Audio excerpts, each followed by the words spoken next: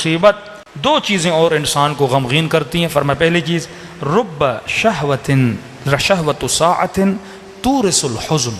معصوم فرماتے ہیں کبھی کبھی لمحے کی شہوت انسان کو غمگین کر دیتی ہے.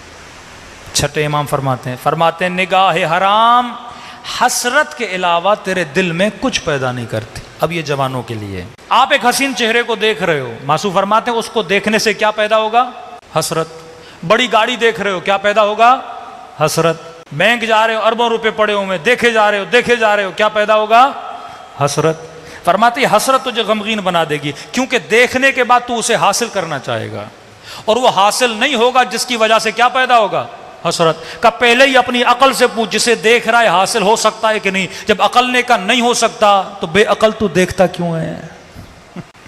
جیب میں پیسے نہیں, بندہ کڑھائی کی دکان پہ کھڑا ہو جائے, کوئی پیسے نہیں, تجھے مل بھی نہیں سکتے, اب کھڑے ہو کے دیکھتا رہے, حسرت لیتا رہے گا, غمگین ہوتا رہے گا. میٹھا اچھا لگتا ہے, ڈاکٹر نے منع کیا شوگر ہے مر جاؤ گے, اب بندہ دیکھ کے پیٹ بھرے ہو تو نہیں سکتا, جتنا دیکھے گا حسرت پیدا کرے گا, اور حسرت تجھے کیا کر دے گی؟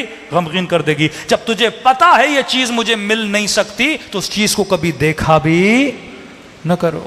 عقل مند بنو.